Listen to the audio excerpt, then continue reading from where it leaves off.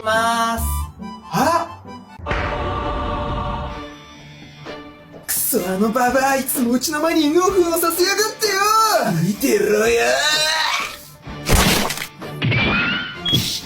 ほら、じゃあ応援させてくれるはちゃん、うんちしましょうね。すいません。いつもうちの前に犬の糞させているのはあなたですか？いいえ、私じゃありません。そうですか。もしそうだったらお礼を言おうかなと思ってたんですけど。は？だって、